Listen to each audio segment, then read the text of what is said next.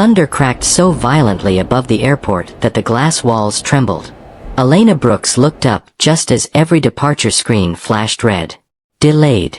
Cancelled. Delayed indefinitely. A wave of angry voices exploded through the terminal. Passengers rushed toward the customer service desks.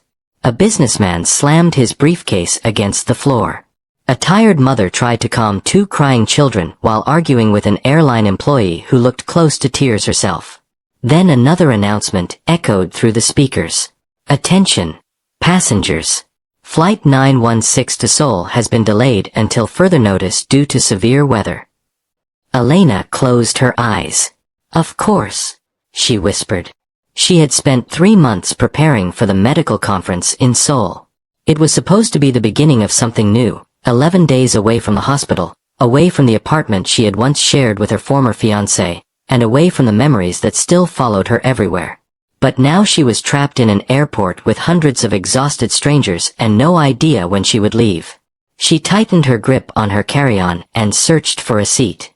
There was only one. It was beside a Korean man wearing a perfectly tailored black suit. He sat calmly while the terminal fell apart around him. He did not complain, raise his voice, or even check the departure board. 2 men in dark coats stood several feet behind him, pretending not to watch everyone who came near. Elena noticed them immediately. She almost kept walking. Something about the stranger warned people away. It was not his expression. His face was controlled, almost unreadable. It was the silence around him. Even in the crowded terminal, an invisible space seemed to separate him from everyone else. But Elena's feet hurt, and the empty seat was the only one left. She stopped in front of him. Excuse me. Is anyone sitting here? The man slowly raised his eyes. For 1 second, Elena forgot the storm. His gaze was dark, sharp, and strangely tired. No, he said. His voice was calm, but it carried the quiet authority of someone who was rarely questioned. Elena sat down, leaving enough space between them to make it clear she was not interested in conversation. She pulled out her phone. 3 missed calls from her mother. 2 messages from her hospital supervisor. And 1 message from her ex-fiancé. We should talk before you leave. Elena deleted it without answering. The stranger beside her noticed the slight tremble in her fingers, but he said nothing. His name was Kang Min-jae. To the public, he was the 30-year-old chairman of Kang Global Logistics, one of the largest transportation companies in Asia. To the men standing behind him, he was something else entirely. He was the reluctant head of an organization built through fear, secrets, and blood. The business magazines called him brilliant.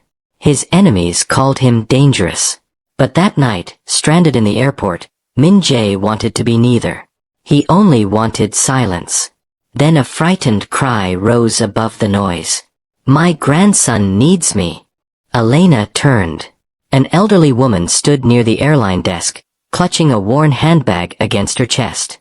I was told I would receive a hotel room, she said. His surgery is tomorrow morning.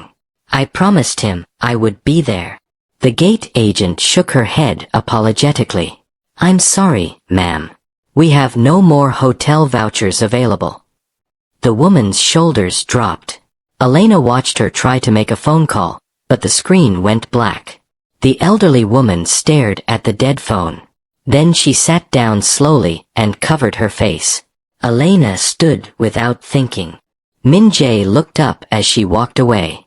Ma'am. Elena said gently. The woman raised tearful eyes. My name is Elena. May I help you? The woman shook her head. Nobody can help. My grandson is 7 years old. He's having heart surgery in Seoul tomorrow, and I told him his grandmother would be waiting when he woke up. Elena crouched beside her. What is your name? Ruth Daniels. Mrs. Daniels, do you have family in Seoul? My daughter. She has been at the hospital all day. I tried calling, but my phone is dead. Elena reached into her bag and pulled out a portable charger. Let's fix that first. She connected the phone, then handed Mrs. Daniels a bottle of water. Minutes later, the elderly woman was speaking to her daughter. "I'm still coming, baby," she said, fighting tears. "Tell Noah that Grandma is coming." Elena looked away to give her privacy. When the call ended, Mrs. Daniels held Elena's hand. "Thank you." "You're welcome. But I still have nowhere to sleep." Elena hesitated for only a moment. She reached into her purse and removed the hotel voucher the airline had given her earlier. "Take mine." Mrs. Daniels stared at it. "No, sweetheart. I can't." "Yes, you can." "Where will you sleep?" Elena smiled. "I'm a doctor. I have slept in hospital chairs during 30-hour shifts. An airport chair is practically luxury." Mrs. Daniels shook her head, crying now. "I cannot take this from you." "You're not taking it," Elena said. "I'm giving it to you." Across the terminal, Min-jae watched her. He watched Elena buy the woman a hot meal with the last cash in her wallet. He watched her argue with an airline supervisor until Mrs. Daniels received a confirmed seat on the earliest morning flight. He watched Elena walk her to the hotel shuttle and wait until the doors closed. She did not look around to see who noticed. She did not take a photograph. She did not expect gratitude. She simply returned to the terminal, exhausted, and sat back beside him. "You gave her your room," Min-jae said. Elena leaned back and closed her eyes. "She needed it more. You do not know her." "I didn't need to." Min-jae studied her. "In my experience, people rarely give something away without expecting something in return." Elena opened her eyes. "Then maybe you've been surrounded by the wrong people." The answer caught him off guard. One of the guards behind him lowered his gaze to hide his reaction. Min-jae had made powerful men apologize with a glance. This woman had challenged him without even knowing his name. "You speak boldly to strangers," he said. "You judge strangers quickly." For the first time that night, the corner of Min-jae's mouth moved. Not quite a smile, but close. Elena noticed. "There," she said. "There what?" "You almost smiled." "I did not." "You definitely did. You appear very confident." "I'm usually right." Min-jae looked away, but something unfamiliar stirred inside him.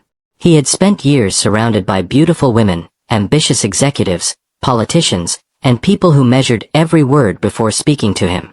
Elena did none of that. She had no idea who he was. And for reasons he did not yet understand, he wanted to keep it that way. Another announcement filled the terminal. The earliest available flight to Seoul will depart at 9 tomorrow morning. Economy class is fully booked. A limited number of first-class seats remain. Elena checked her ticket and sighed. Her economy reservation had been moved to standby. "Perfect," she muttered. "I gave away my hotel room, and now I may not even get on the flight." Min-jae turned toward her. "You need to be in Seoul tomorrow?" "Yes. My conference begins the following morning." "Important. To me." He nodded once. Elena stood.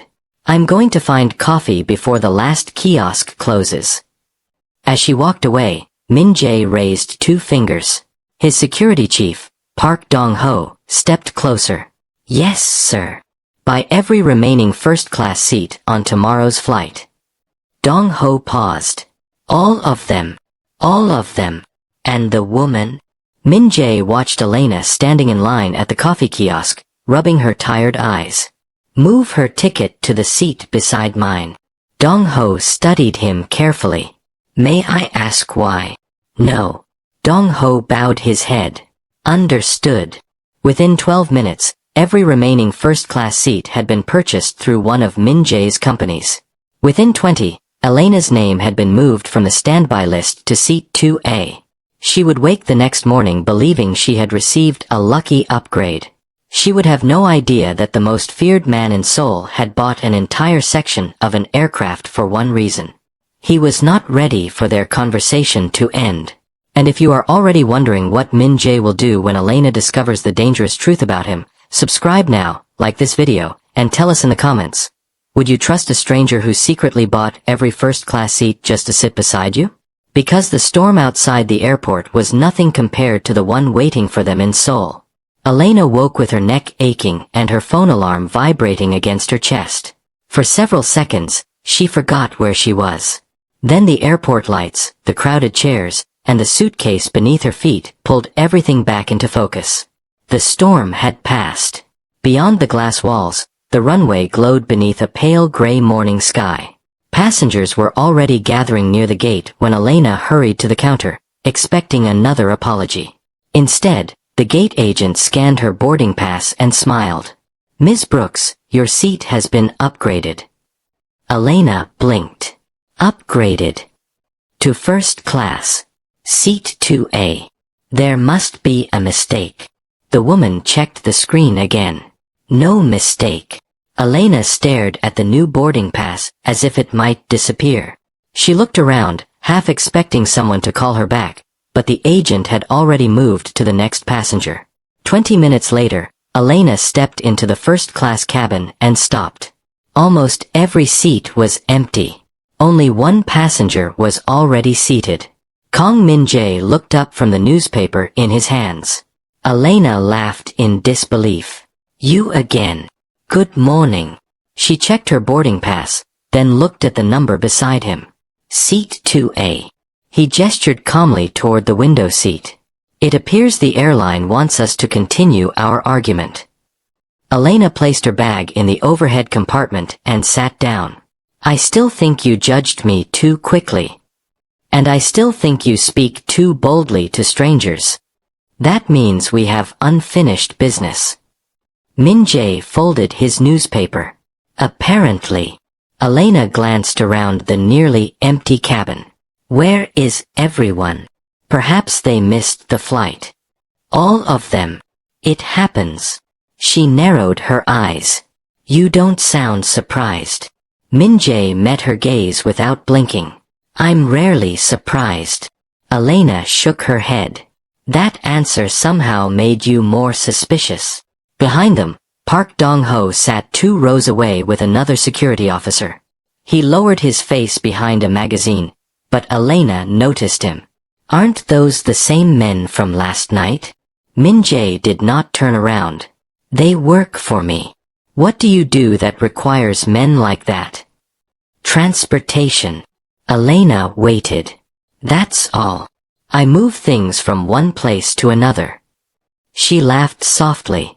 "That is the most unhelpful job description I've ever heard." The aircraft began moving toward the runway. As it lifted into the air, Elena watched the city shrink beneath the clouds. For the first hour, their conversation remained light. She told him about the children's hospital where she worked in Chicago. He told her he managed a company in Seoul, though he carefully avoided details. She explained that she had chosen pediatric surgery after losing her younger brother to a heart condition when they were children. Min-jae's expression changed. "I'm sorry." "So am I," she said quietly. "But losing him gave me a direction. I couldn't save him, so I decided to spend my life trying to save someone else's child." Min-jae looked at her for a long moment. "Does it help?" "Sometimes." "And the other times?" "The other times, I go home and remind myself that doing everything possible is not the same as controlling the outcome." The words struck him harder than she could know. Control had shaped every part of his life. Control over his businesses. Control over his enemies.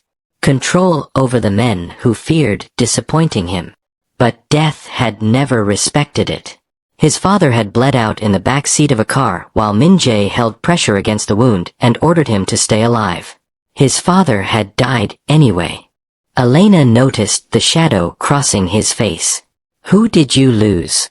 Min-jae's eyes shifted toward the window. "My father." "How old were you?" 24. "That's young to lose a parent. It is also young to inherit everything he left behind." She heard the bitterness beneath his calm voice. "You didn't want his company?" "I wanted him alive." Elena fell silent. Min-jae had expected pity. Instead, she simply nodded. That makes sense.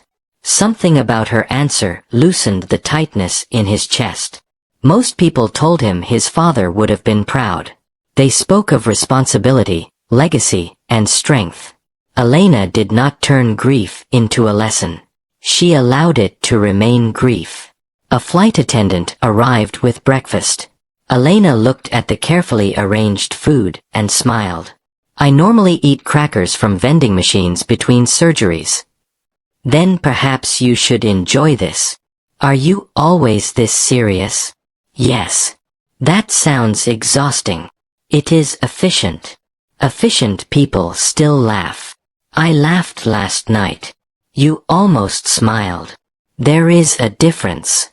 Elena leaned closer. I'll make you laugh before we land. That sounds like a threat. It is. For the next several hours, she tried. She told him about the time a 6-year-old patient hid her stethoscope inside a toy dinosaur. She described her mother's habit of sending voice messages that lasted longer than most television episodes.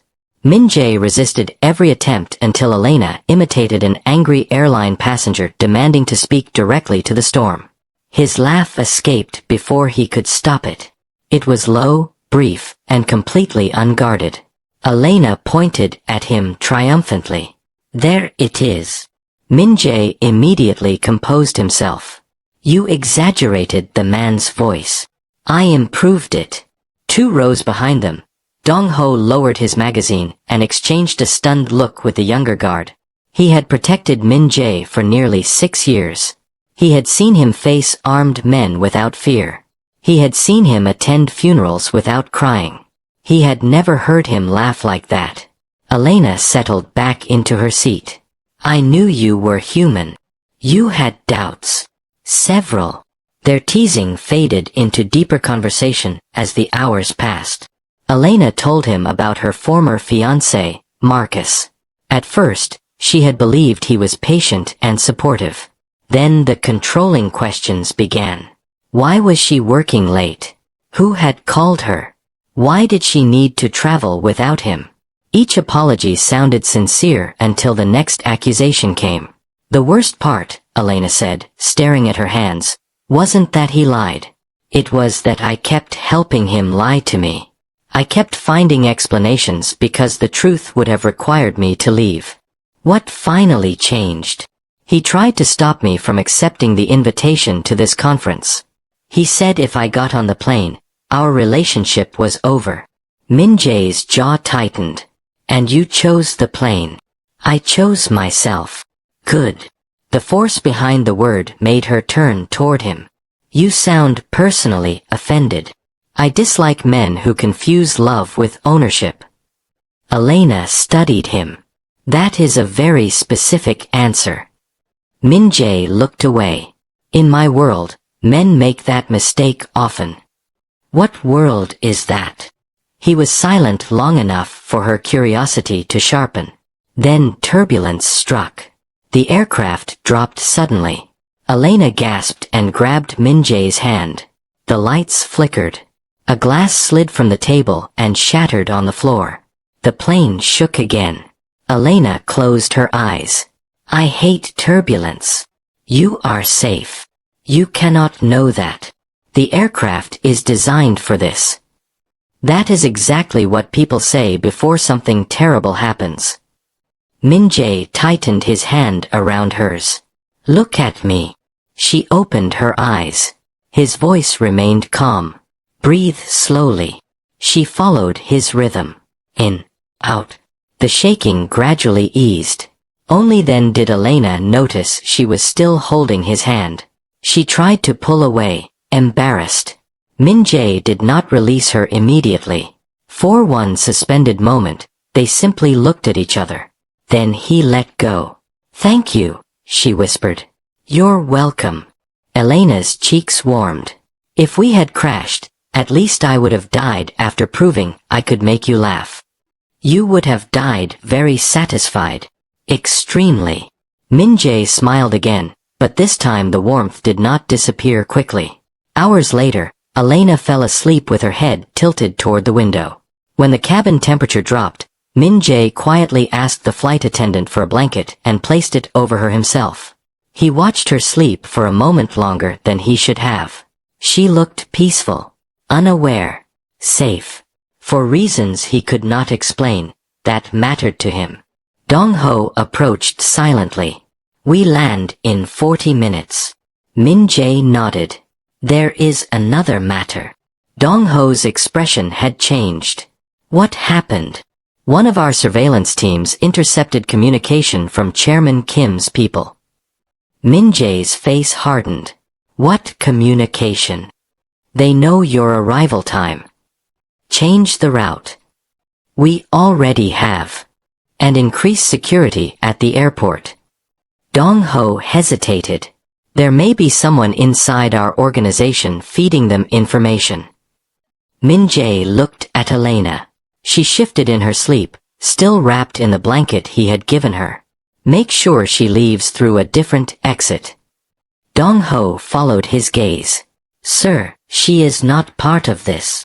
She sat beside me. That may be enough for them." Min-jae's expression turned cold. "Then nobody gets close to her." The gentleman Elena had laughed with disappeared behind the eyes of the leader his enemies feared. When she woke, the aircraft was descending toward Seoul. She stretched and looked down at the city. "It's beautiful." Min-jae watched her reflection in the window. "Yes." Elena turned and caught him looking at her.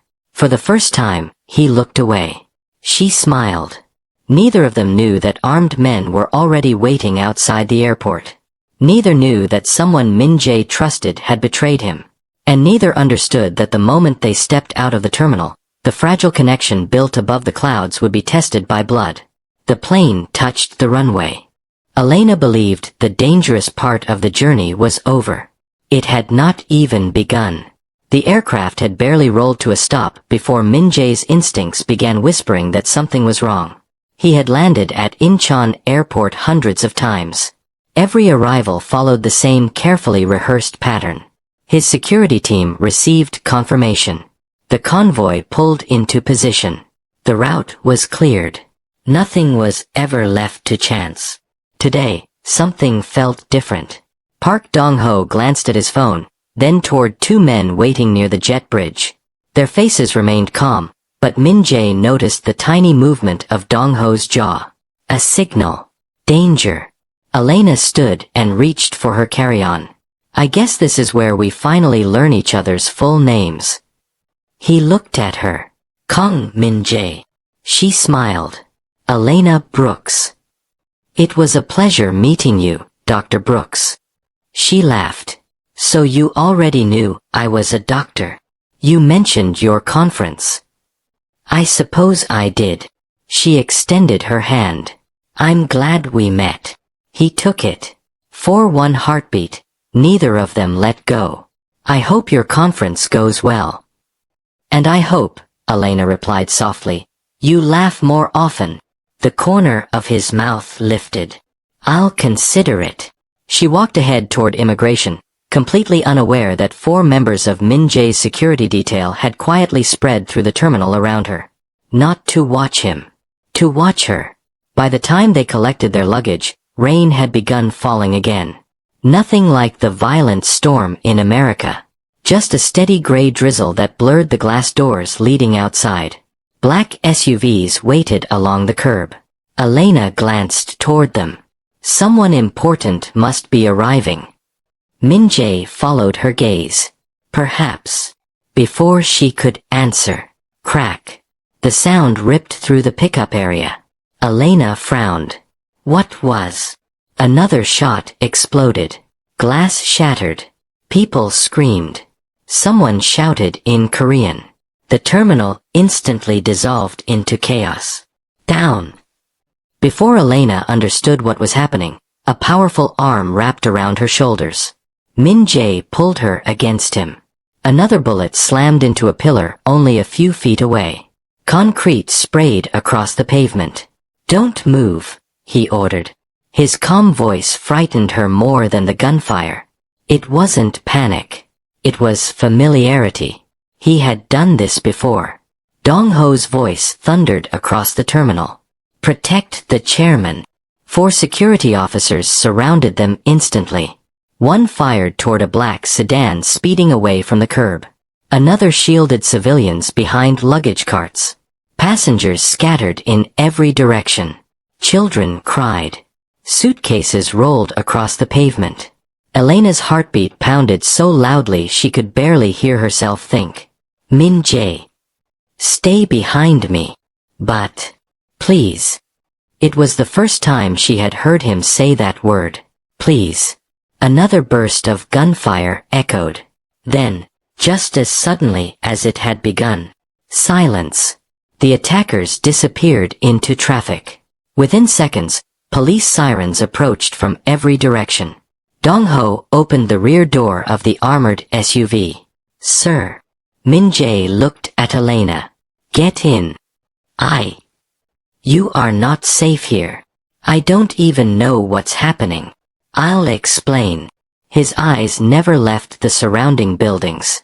Not once. She climbed inside.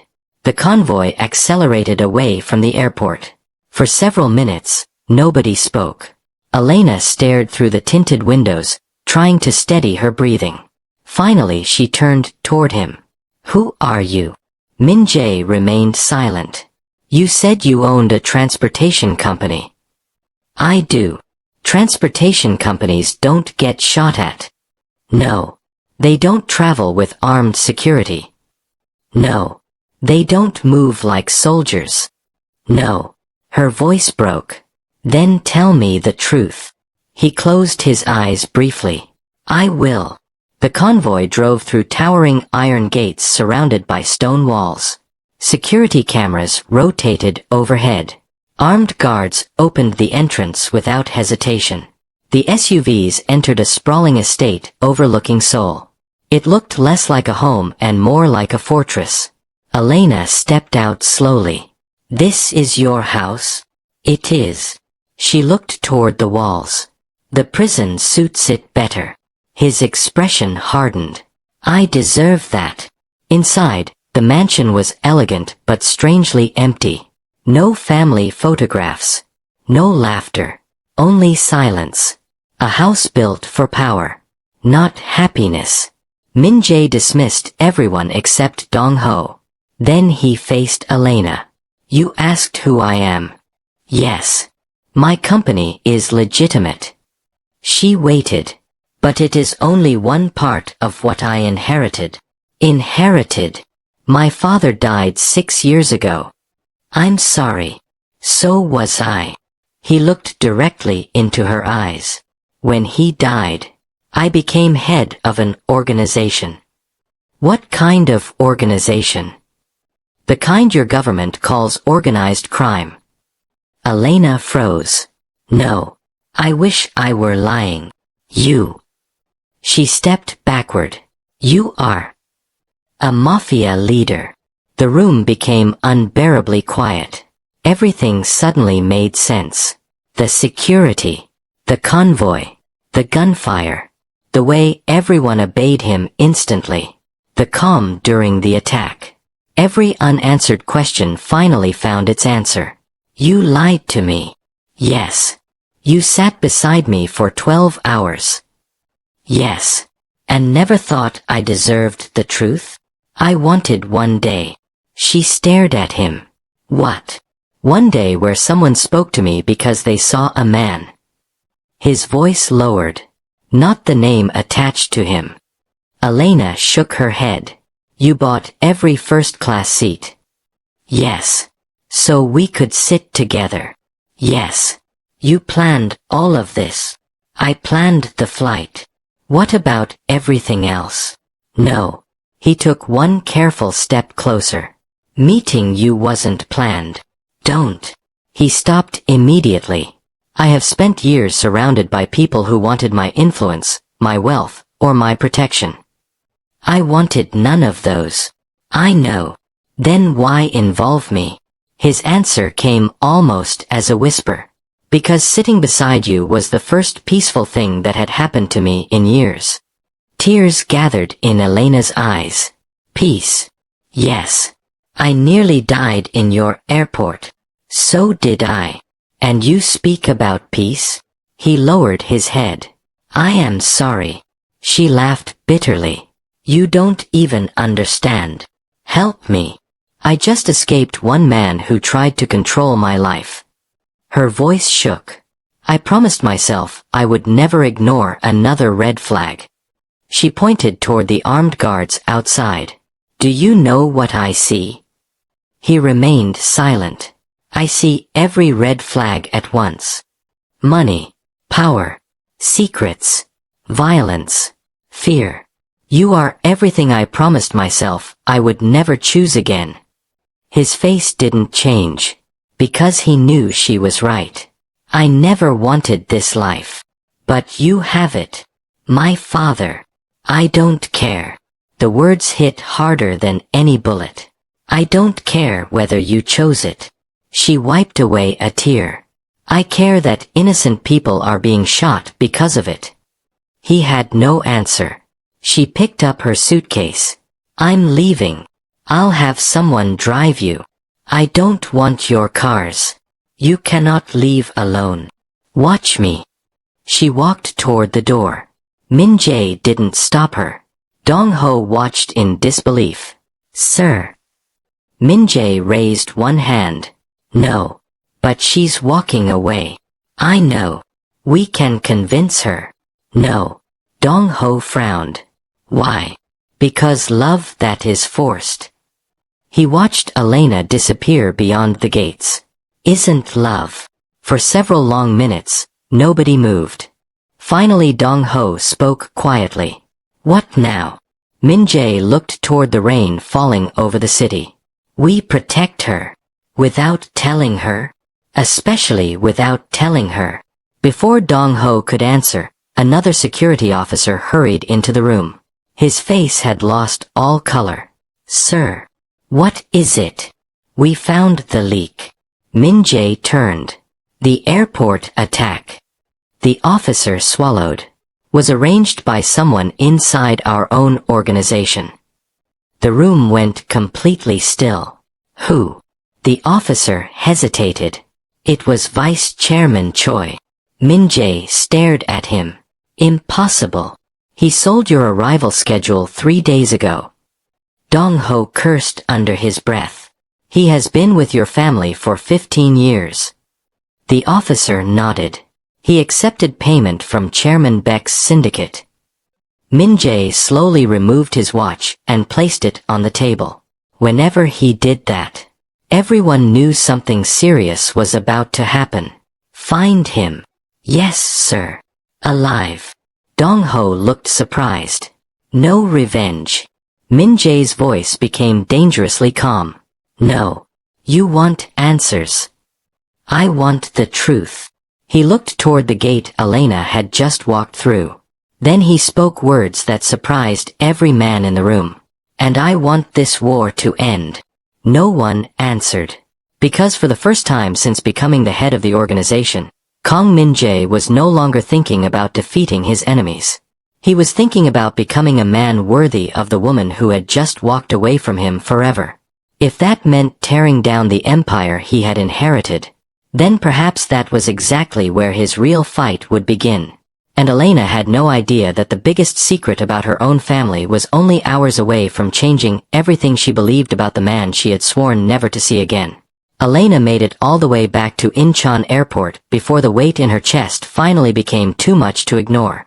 She checked into a quiet airport hotel and stood by the window for nearly an hour, watching airplanes disappear into the gray afternoon sky.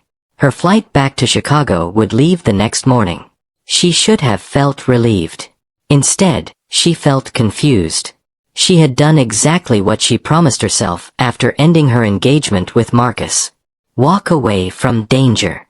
Walk away from secrets. Walk away before love could blind her again. So why did leaving hurt so much? She had known Kang Min-jae for barely 2 days. Yet those 2 days refused to leave her heart. His laugh on the airplane. The way he stayed calm during the turbulence. The blanket he quietly placed over her while she slept. The way he protected complete strangers during the shooting before protecting himself. Then she remembered another image. Armed guards. Bullets. Lies. A criminal empire. No, she whispered to herself. You made the right decision. A gentle knock interrupted her thoughts. When she opened the door, she found an elderly Korean woman wearing a traditional hanbok accompanied by a gentleman in a gray suit. My name is Han Hae-suk, the elderly woman said in careful English. I was Min-jae's grandmother. Elena hesitated. I don't think we should meet. I understand. The old woman smiled gently. But I have something that belongs to your family. Curiosity overcame hesitation. A few minutes later they sat across from one another inside the hotel lounge. Without saying a word, Grandmother Han placed an old leather envelope on the table. Inside was a faded photograph. Elena stared. Her breath caught. The young man standing beside a damaged car looked exactly like the photographs of her late father from his 20s. Except she had never seen this picture before. Where did you get this? Grandmother Han folded her hands. 31 years ago my son was nearly killed during an attack outside Seoul. Elena listened silently. His vehicle caught fire. She paused. Everyone ran. Except one man. The elderly woman gently pushed the photograph closer. Your father. Elena looked again. He pulled my son from the burning vehicle. He drove him to a hospital. He refused money. He refused recognition. He disappeared before dawn. Tears gathered in Elena's eyes. My father never told me. He never told anyone. Grandmother Han smiled sadly. Some of the greatest acts of courage are the ones nobody hears about. Elena remembered something.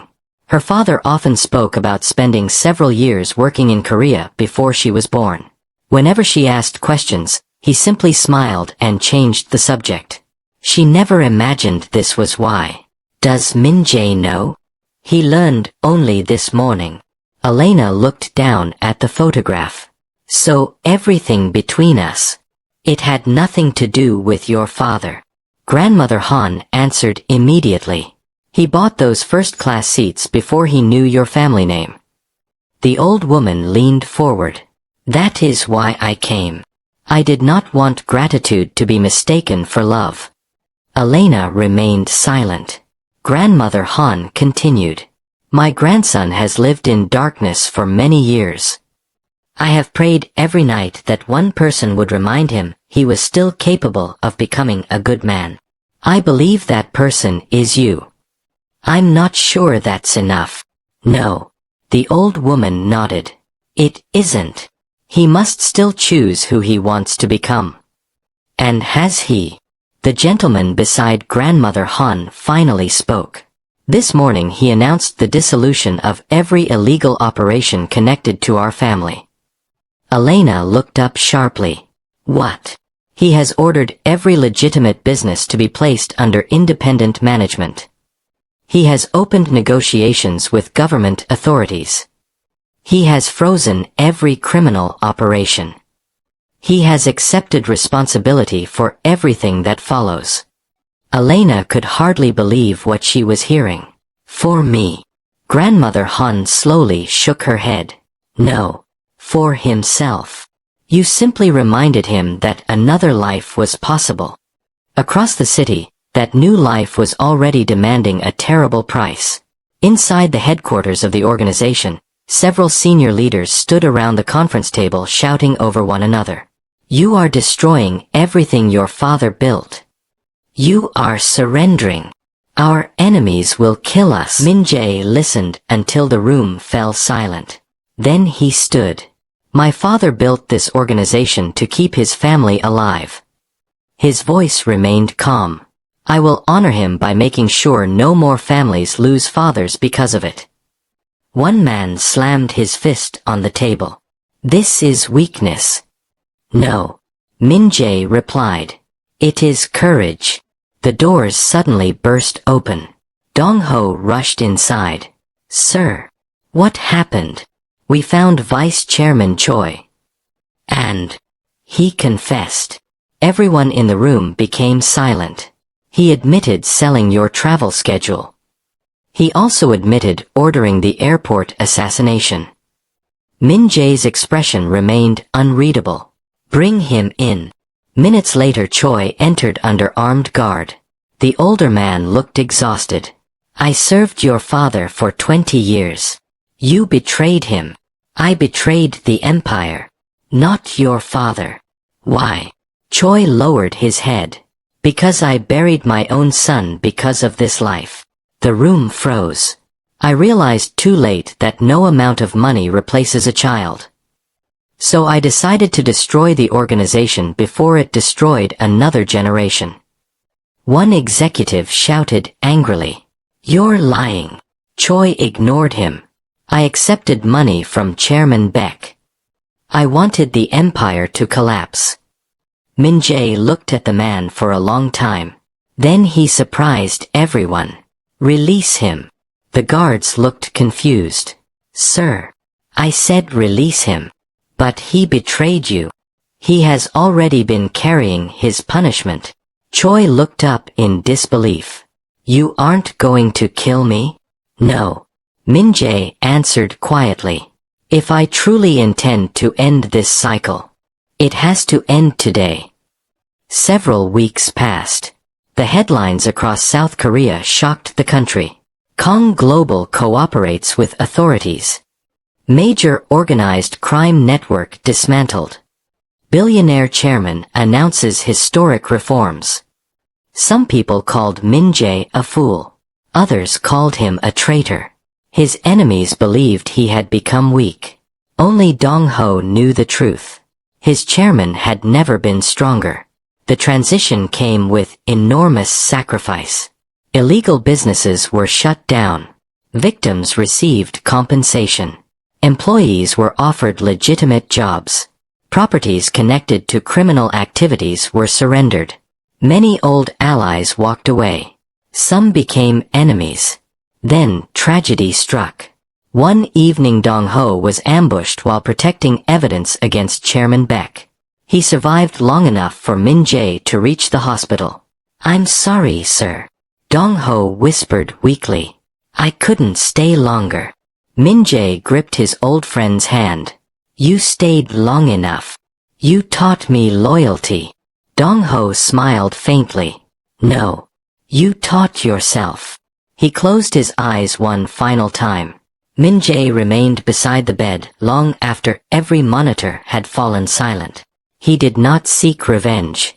Instead, he signed the final documents ending every remaining criminal operation under his control. Months later, Elena returned to Seoul.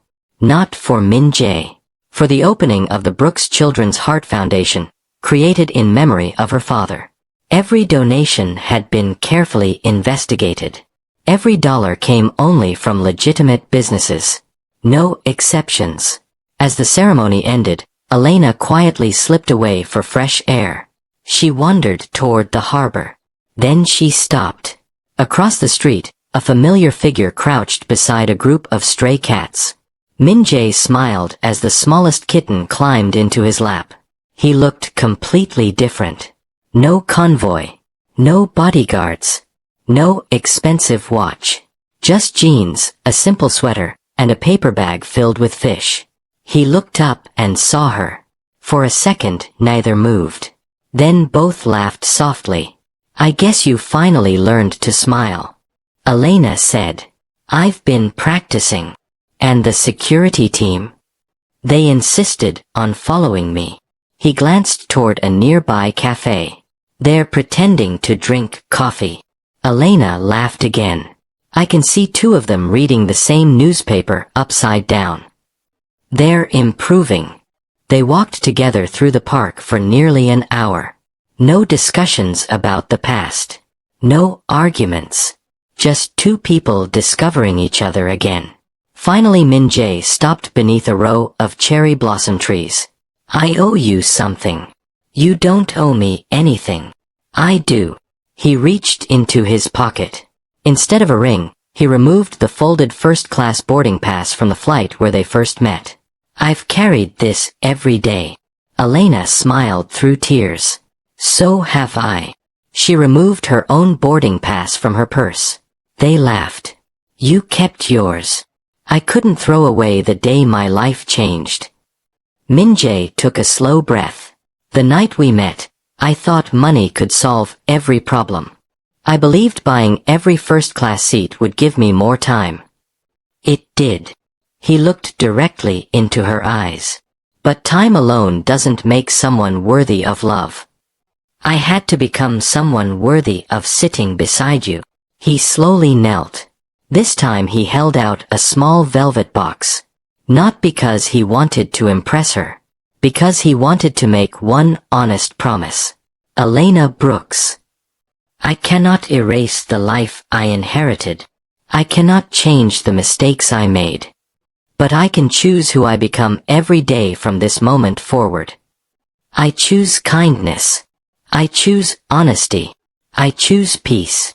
And if you'll let me, I'll spend the rest of my life choosing you.